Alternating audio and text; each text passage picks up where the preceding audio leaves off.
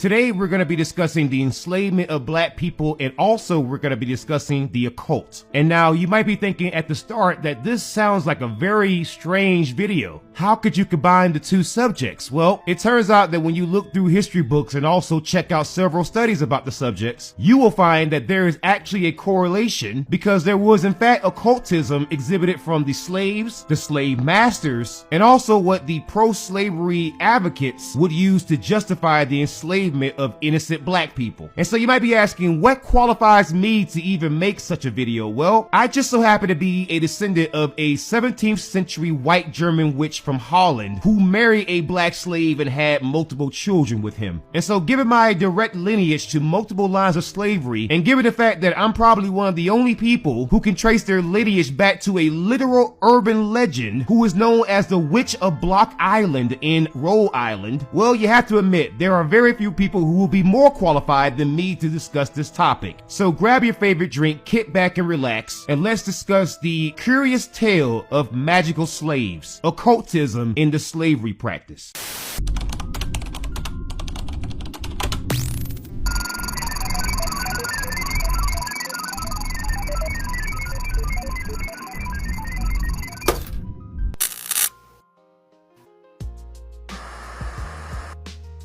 Occultism, as defined by the Merriam-Webster Dictionary, is the theory or practice or belief in or study of the action or influence of supernatural or supernormal powers. And many things have been defined as occultism, from voodoo to Satanism, magic to demon summoning, astral projection, fortune telling, mysticism, shamanism, and other practices and beliefs. Generally speaking, occultism just falls outside of major belief practices. And there are double standards when it comes to labeling one practice or belief as occultism versus others. The word occult derives from the Latin word occultus, which means secret agency or hidden. And the suggestion is that if you utilize magic, or you know about esoteric knowledge and esoteric systems, shamanism, paganism, and any other type of occult knowledge, then what you are engaging in is secret or hidden knowledge that was not meant for human consumption, and certainly not for human utilization. But people don't understand the role that the transatlantic slave trade played in perpetuating the beliefs in witchcraft and also superstition that we still hold to this very day. For example, did you know that at one point the people who were enslavers were sometimes seen as witches themselves, or using some sort of evil magic? And this wasn't super common, but however, there was a flip side to this. In the early days in Europe, and also the lands that we call the United States today, if someone were to be labeled a witch, they could either be sold into slavery or they could lose their life, or both.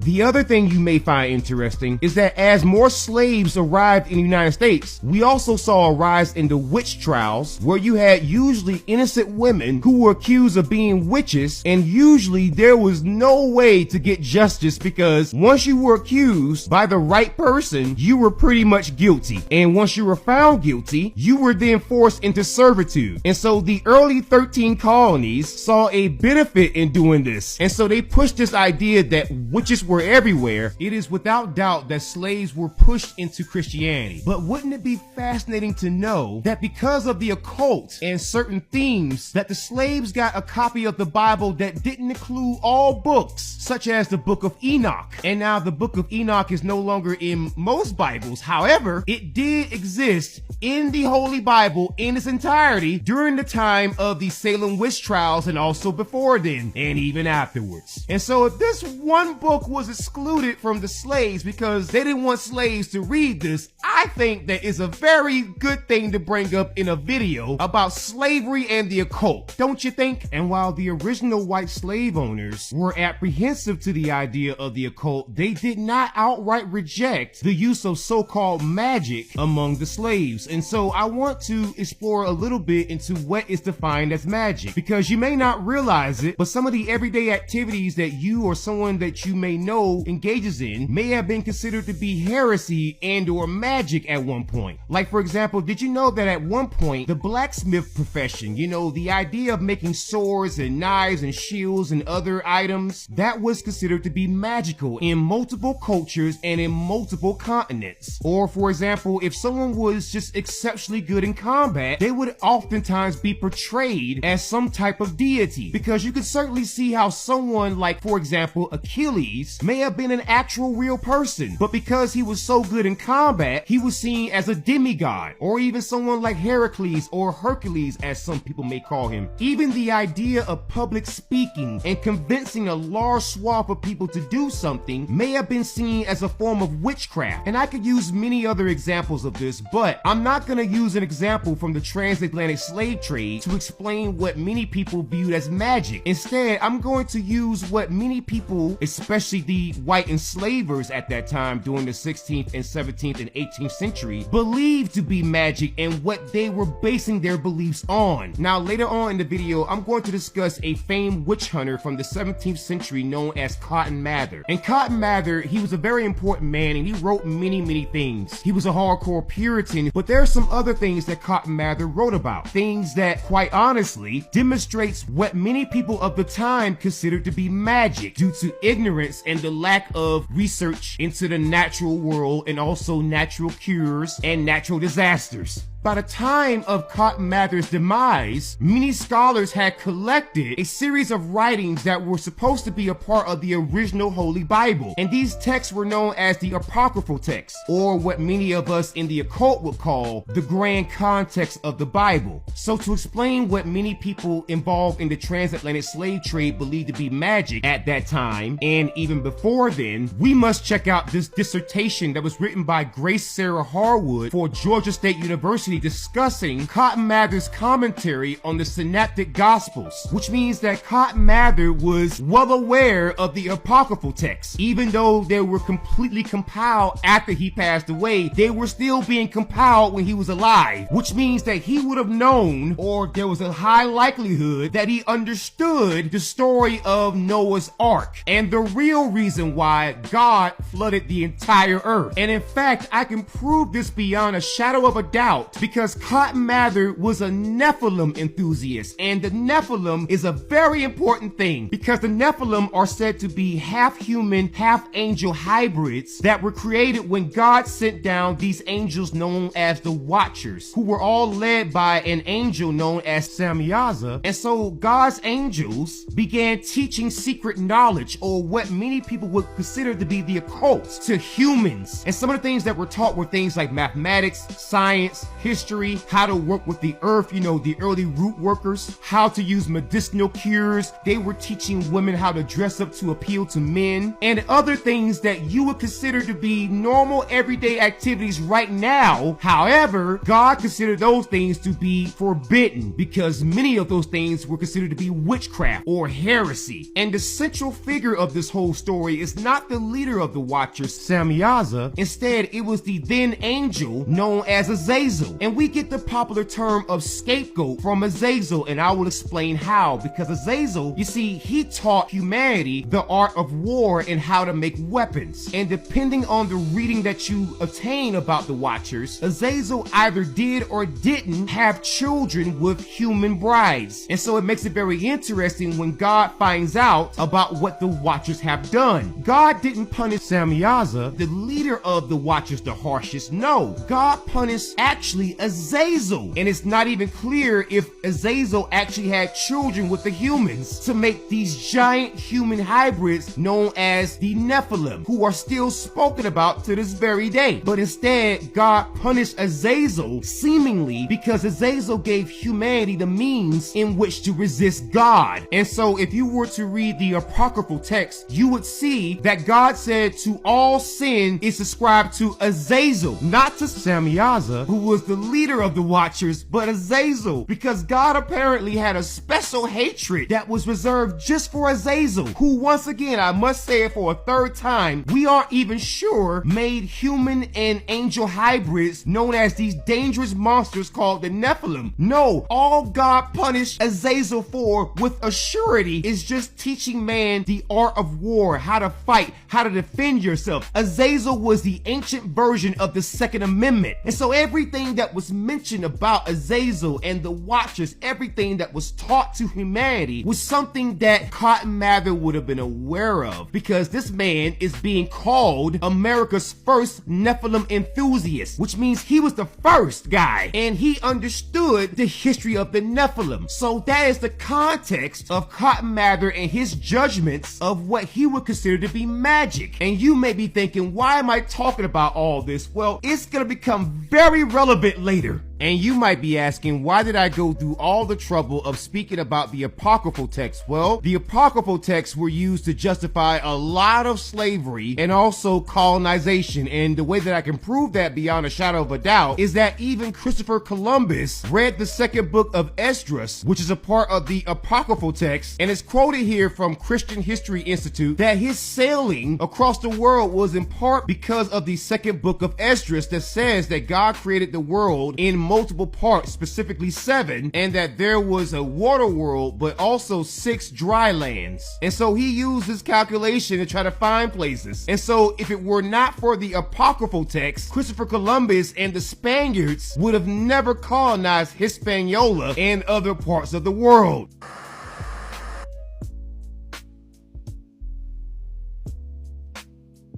Why did you wish to sail west? To open a new route to Asia. Asia is the richest kingdom, the land of spices and gold. At the moment, there are only 2 ways of reaching it. By sea, sailing around the African continent, the journey takes a year, or by land. But the Turks have closed this route to all Christians. There is a third way. By sailing west across the ocean sea. The distance is unknown. It's said to be infinite. Superstition. I believe the Indies are no more than 750 leagues west of the Canary Islands. To be so certain. The calculations of Toscanelli, Marin de Tir, Esdras. Esdras is a Jew.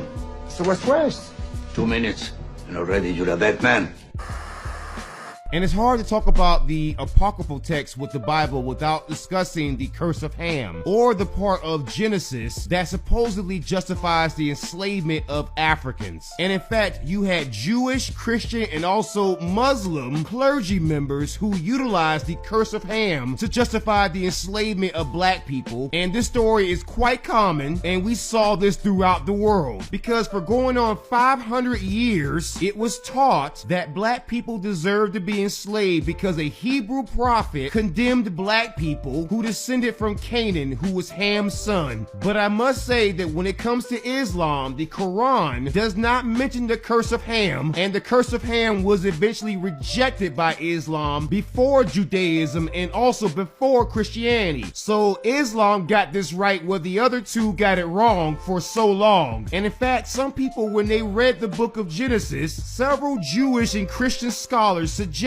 that black people were predestined to be a slave race, and that by enslaving them, you were guiding them out of darkness. And so when I hear people of the Jewish faith make the claim that they never had slaves, well, that is absolutely a lie, because not only did you have slaves, you even justified it. And so we come to the point in the video in which we have to discuss some of the black slaves and some of their beliefs in terms of religion. And I'm gonna take this to levels that you may not have expected, because yes, we're gonna discuss Hoodoo in terms of the foundational black American or freedmen religion that was created during slavery. However, before we get to that, we must discuss the reasons why black slaves even developed religions in the first place and were so religious from the outset. There were already black people in the Americas before the transatlantic slave trade, but for the ones that were taken from Africa, well, that continent in general has always been religious. And it's because of this that when you had white white supremacist enslavers showing up to the African continent and started enslaving people, as I mentioned before in the video towards the beginning, many of the black Africans interpreted these white enslavers as witches themselves because they were profiting off of the suffering of other human beings. And as I said before, back in the old days, what was considered witchcraft was a little bit more tame than what you see in Harry Potter or World of Warcraft or a video game or a movie or whatever you have out there that gives you your current mental image of a witch. No, back then, if you were to profit off of the mass suffering of a people and you did it for a prolonged period, then that was seen as a form of witchcraft. And if these white enslavers did not want to be labeled as witches, well, what doesn't help is that many of these stereotypes that are given to black people even to the modern day were actually true of the white people back then. Like, for example, there was this suggestion that black people used to eat other black people, but the truth is that white people during the transatlantic slave trade routinely ate their black slaves. And in fact, if you were to look at this writing from William D. Pearson that is entitled The Journal of Negro History, you will see that African slaves faced the horrors of becoming dinner because of the degeneracy of the white supremacists. And some of this stuff was seen as ritualistic because I want you to imagine that you're in a village and you suddenly see these white folks come in the night and come and snatch you up. And they get you on this ship with technology that you've never seen before. It seems almost like magic. And then they start eating you. Well, you would assume that these people weren't human, because what kind of a human would just enslave people, make them work until they pass away, and then if they got hungry enough, would eat them? And then those same white supremacists had the nerve to claim that it was the Africans who were the heathens and the barbarians.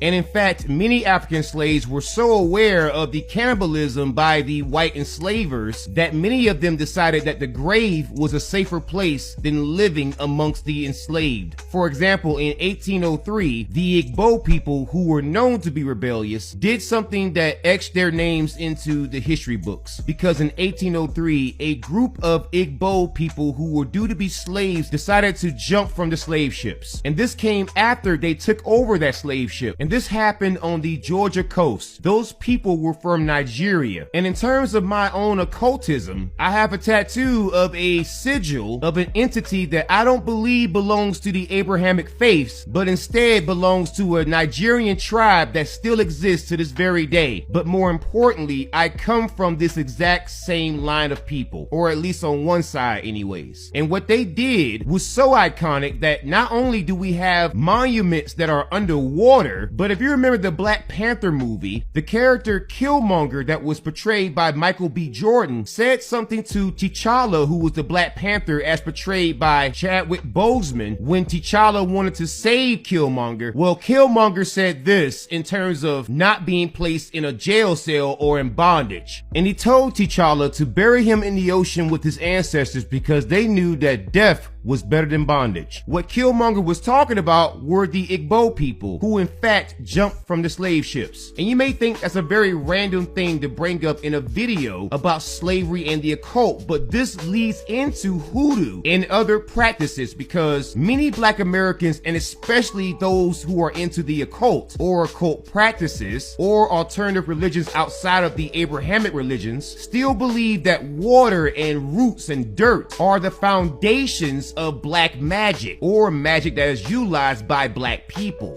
But I think we're getting a little bit ahead of ourselves. We have to understand the difference between hoodoo and voodoo at this point. And so hoodoo is seen as more of a folk magic, even though it is a religion. Whereas voodoo has a hierarchical priesthood and also involves worship of these entities known as the Loa. But with hoodoo, you have more of a focus on the natural world and natural cures, natural environments, but from a spiritual angle. And those hoodoo practices have been practiced alongside Christianity, which is why you find so many black people in the South who claim to be super Christians, but when you talk to them about their daily activities, some of the hoodoo rituals, and some of the superstitions, you will find that these people are more like hoodoo people who just so happen to observe some Christian traits versus Christians who practice some hoodoo. Another big difference between hoodoo and voodoo is that hoodoo actually incorporates sometimes religious texts from other religions, and they will call on keynote figures from other religions as saints to assist system in their rituals and their practices. Whereas with Voodoo, you once again have a written and clear hierarchical structure. And Voodoo also has a one true God, a supreme creator, known as Bonnier, which translates into good God or the good kind. And even some of the languages used were different. Like, for example, if you were to go down to South Carolina and talk to some of the Hoodoo practitioners there, many of them will speak Gullah Geechee, or the freedmen language known as Tut, and they will incorporate that into their religious practices. Whereas with Voodoo, if you were to go over to Haiti, many Voodoo services are conducted in French or some version of French like Creole. And also, unlike Voodoo, in Hoodoo, you can actually consider yourself to be a Christian who just so happens to believe in African gods such as the Orisha and also Jesus. And if for some reason you can't believe that a person can practice Hoodoo while also being a Christian, well, I got some news for you.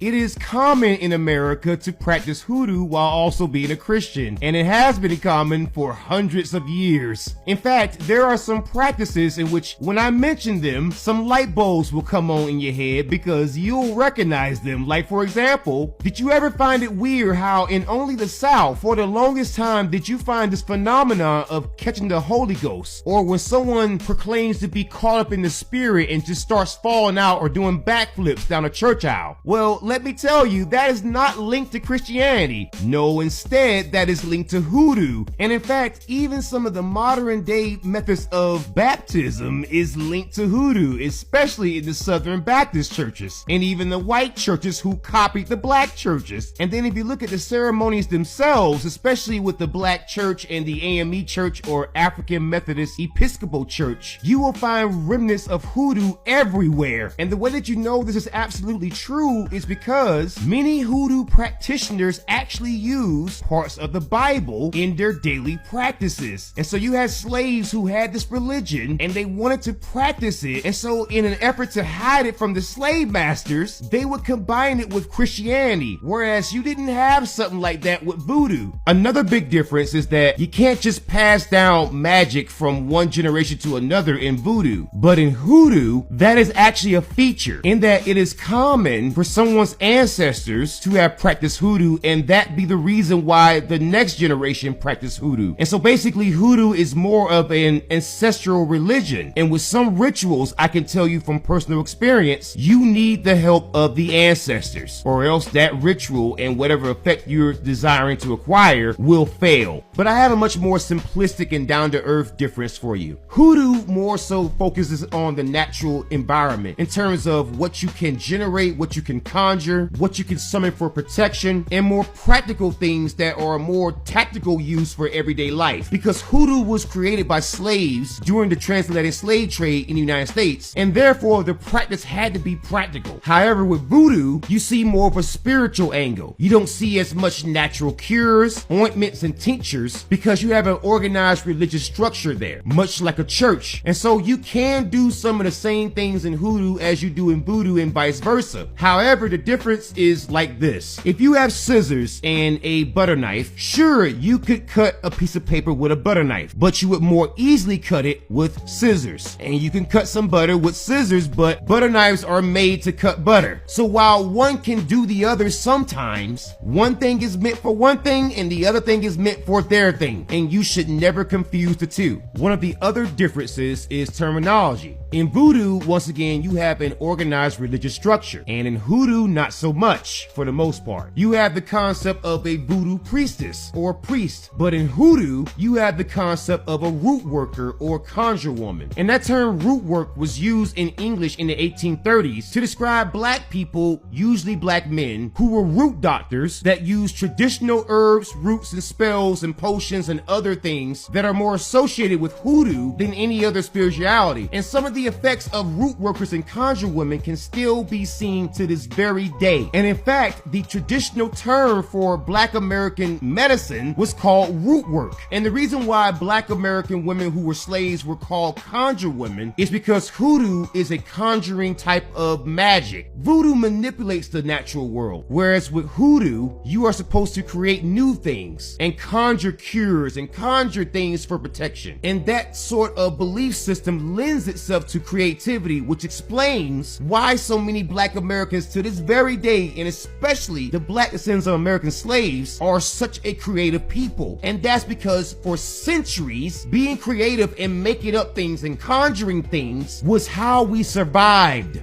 The history of root doctors within freedmen culture or black descendant of American slave culture is both rich and, surprisingly to some, well documented. And if you were to go over to conjuredoctors.com, you can see some of them. Like for example, you have Charles Harrison C.H. Mason, who was a pastor, but throughout his sermons and throughout his services, he would use roots to discern God's will, which, as you might imagine, is more linked to hoodoo. And then you had Ed Murphy, who was a Mississippi conjure doctor, who became famous for not only his superstitious beliefs and his occultism, but also for being a really good doctor. And then you have Jean Montigny, who is also known as Dr. Jean or Jean Bayou, and he was enslaved in Cuba. But he became so famous with his fortune telling and his root work that he is considered the father of New Orleans voodoo. And then you have Dr. Jim Jordan, who was famous until his death in 1962, and he was famous for being a root doctor even until the 60s. And you have black women such as Caroline Tracy Dye, but some may know her as Aunt Caroline Dye, who was not only known as a conjure woman, but just like my grandmother and my aunts, there were claims that she could see the future or see the past and could see things that she couldn't possibly have been able to naturally see. Or basically, like your grandmother said, if you're a black person, she had the gift. You had Black Herman, who may have also been known as Benjamin Herman Rucker, who was actually one of the greatest illusionists in American history because of his street magic and also his sleight of hand tricks. But he also was a root worker as well, and he was born in the late 1800s, and he passed away in 1934. And then you have spiritual mother Maud Shannon, who was the spiritual mother of the Spiritual Church of New Orleans. And now many black people don't realize that when black churches call their eldest women mother, that this is actually paying homage to hoodoo. And you may have heard of this next woman. Her name is Harriet Tubman, and I think that her name needs no introduction. She is one of the greatest freedom fighters the world has ever known. But she was also a well-known and regarded conjure woman who was known to work with roots. And then you have Patsy Moses, who was born into slavery in Bend County in Texas. And it was well known that she was a conjure woman because she is known as Patsy Moses, the Texas conjure woman. And then you have people like Gullah Jack. And Gullah Jack was a black man who would use his conjuring abilities and other parts of hoodoo to aid him in freeing black people. And then you have people like Mary Ellen Pleasant, who was not only a freedom fighter, but also an abolitionist and a black woman who came into some money. And she also helped to run the Underground Railroad. And this woman is so revered and so respected that she is known as the mother of human rights in California. And this next woman is very, very important because she explains a very complicated concept that is true to American history. This woman's name is Emma Dupree. She passed away in 1995, which means that she was a root worker in the modern day. And Emma Dupree is known as a granny woman. And a granny woman was a woman that was known throughout the country as a woman who was good at being a midwife, good with herbal cures, good with making potions and tinctures. And basically, people who couldn't afford to go to the hospital or go see an actual doctor would call upon these granny women, who were usually women who also knew hoodoo, and they knew how to work with the roots and the plants and the earth in order to make what Miss Emma Dupree would call a garden-grown pharmacy.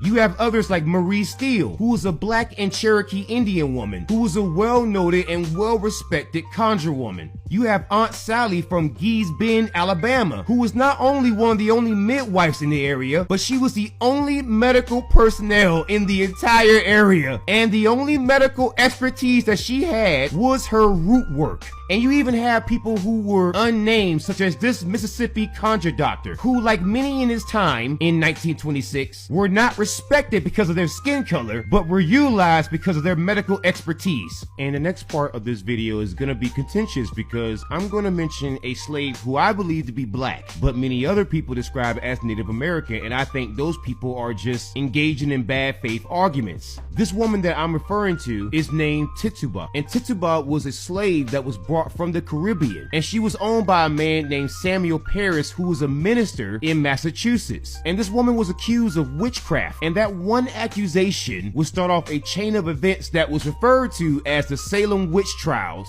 And when you read some of the information about Tituba, you will find what I describe as intentional omissions of some historical facts. If you were to check the Salem Witch Trials Museum, you will find out about 2 other women, and the story of these women is even more interesting because one was named Candy, and she was a black woman who was enslaved from Barbados, and she was owned by a white woman whose name is Margaret Hawks. And so that shows you that when you see the modern day white woman claim that she has somehow a comparable struggle to black people, well, I gotta ask the question, at what point was it legal for a black person to own a white woman, like white women own black people? And then you have the story of Mary Black, who was owned by a white man named Nathaniel Putnam, and she was accused of witchcraft in 1692. Tituba, the most important figure in the Salem witch trials, was indeed a black woman. And the people who don't understand this simply don't understand the history of how we classify people by race in this country. Because it was very common in the early days, and especially the 16th and 17th century, to refer to people as either African or Indian based on just eyewitness testimony alone. Because if you were to read the backstory of Tituba, you would find out that even the famed witch hunter and Puritan Cotton Mather once described her as a slave from Africa. In fact, the early Puritans, they really had a different way of categorizing race, because they wouldn't just label someone as black just because their mother was black and their father was a native, and they would just go off of what they would perceive based on vision alone. However, if you look at the colonial references to Tituba, you would find out that this person practiced hoodoo, which is a practice that was created by black people during slavery in the United States. And just like this paper that was written in the year 2000 by Veda Smith Tucker from Grand Valley State University, you can see that there's been some grand attempt to erase the blackness right out of Tituba. And the fact is, her name Tituba is a name that is found in Nigeria, and that name comes from the Yoruba traditions, which is linked to popular deities such as Ogun, Anansi, Shango, Yemoja, and many others. So you have this woman who is practicing a religion that was made by black people in slavery, and she has a name that is still being used in Nigeria till this very day. And if you were to read the book written by Peter Charles Hoffer entitled The Devil's Disciples, Makers of the Salem Witchcraft Trials, that was published under the Johns Hopkins University Press, you would see that Tituba and her black origins are seemingly being covered up. And in fact, this guy appears to believe that Tituba wasn't Indian at all, that she was completely African. And we also find the evidence of the reasons why people thought that she was Indian. And it's the exact same thing that I was thinking when I was reading this, because I saw the last name of her husband. And so you see Tituba marry an Indian man, and his name was John Indian. And so when you marry a man, you take on his surname. And so when people who didn't understand the history or understand the history of her name coming from Nigeria, well, they assumed that she was an Indian. And that is despite all of the facts to the contrary, because at the very least, you would have to say that she's at least half African, because oftentimes when you had marry a black person who was a slave back in those days, what would happen is that person, especially if they were a woman, and especially if they might have had some racial ambiguity, would oftentimes be assumed to be the racial identity of their partner. And so as you see from the quote here, Tituba, just like many black women who were slaves who married people who were outside of their race, but also may have had some racial ambiguity, would be changed from African to Indian. And so this whole time, you had people out there trying to give the credit of suffering to other groups and trying to erase a historical figure despite all the evidence to the contrary. And if you need further evidence of this, well, I found a paper that was discussing the Arawaks and the Maroons. And the Arawak people are also known as the Tainos, who largely resided in the Caribbean islands. And while those people are not black,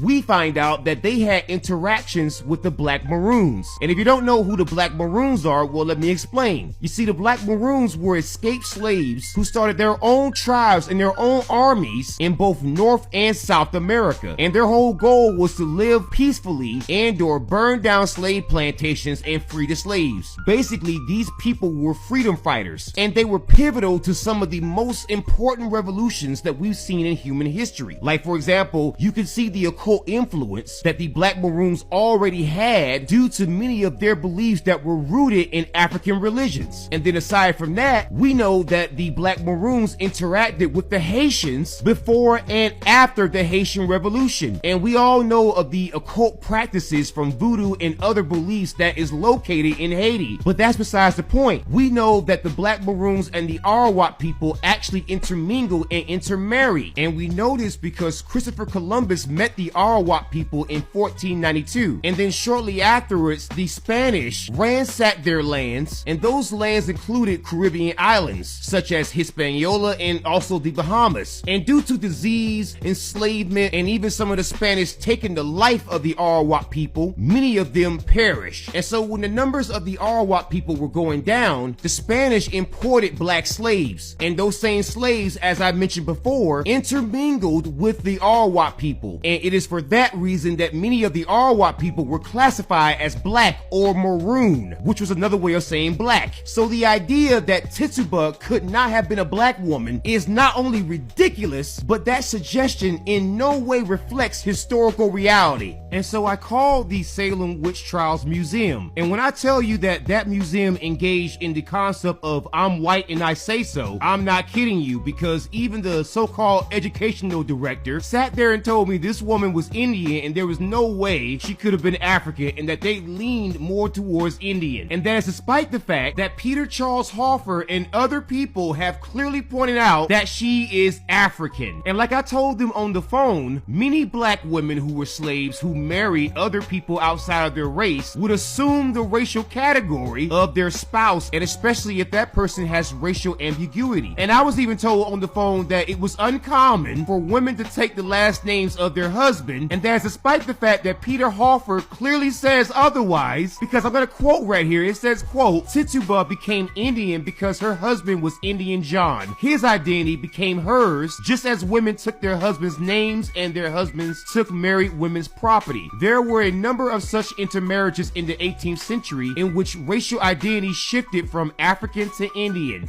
Peter Hoffner is right, and I'm really concerned about the Salem Witch Trials Museum and their I'm white and I say so attitude, because it didn't matter what I said, it seems like the goalposts were being pushed further and further and further and further out, which explains why we have a really hard time in this country actually finding out accurate information, because people put their personal biases and their I'm white and I say so attitude before the facts and the evidence. Because one of the lines of slaves that I come from comes from Rhode Island, which is in the northeast part of the U.S. And I know for a fact that when I was told on the phone by the Salem Witch Trials Museum that it wasn't common for women, especially slave women, to take on the surnames of their husbands, well, I knew that was ridiculous, because my 8th great grandmother, who was a white woman, married into the Sands family, which is one of the most famous families in the whole northeastern part of the U.S., because from the 16th to the 18th century, the Sands family, Jefferson family, and Stilwell families had slaves who built up a good bit of the northeastern part of the United States. And so it is very insulting to have a white person lecture me about slave names when the fact is I have 5 different historical societies who have featured my lineage because I am so good at researching. And also when I talked to the Salem Witch Trials Museum, there was this suggestion that the reason why her race went from Indian to black is due to racism. Well, that's not true, because if you actually read the account of the famed witch hunter Cotton Mather, he said that while he was interrogating her, she transformed from African to Indian, which means that this early school racist literally changed this woman's racial identity. And the I'm white and I say so people at the Salem Witch Trials Museum is literally just going with that. And that's despite the fact that when you research the name Tituba, it comes from Nigeria. There is no current large swath of native women named Tituba. And the way that I'm gonna pull rank on this is that I'm currently a practicing occultist who utilizes Ogun and also Anansi from the Yoruba traditions that comes from Africa. And I know that Tituba is a name that comes from those traditions. And if people claim otherwise, I'm gonna call them racist. Because if you can't find a bunch of native women named Tituba right now now, and yet you can find that in Nigeria. And then we see proof that Cotton Mather claimed that this woman used hoodoo with an African name. That at this point, if you're claiming that she's native, you're just engaging in I'm white and I say so, and you're also engaging in black erasure. Because when it comes to correcting the record, we know that those records were never corrected because white people wanted to correct them willingly. It's time to stop lying, and it's time to stop using other people to delegitimize black stories, and all because you want a connection to a story that is not yours. A-C-A-B, don't you step to M-E. I run to your sundown towns, then turn them upside down. But some of y'all monsters like Stranger Things in the upside down. No surrender, no retreat, certified soldier. Got receipts, you can't walk with my feet. I pack nothing but steel for the heat. I'm not soft, I'm elite. Play my anthem on repeat, now sing it with me. A-C-A-B, hating is just weak. Get off my meat, go take a seat. Came from nothing, now I'm something. Descendant of slaves, enemy slave. It's just how I was raised. Black power, temperature raised. Beautiful yet bloody days. That's why I can't be tamed. None of it was ever a game. A-C-A-B, don't step to me. Ancestral power through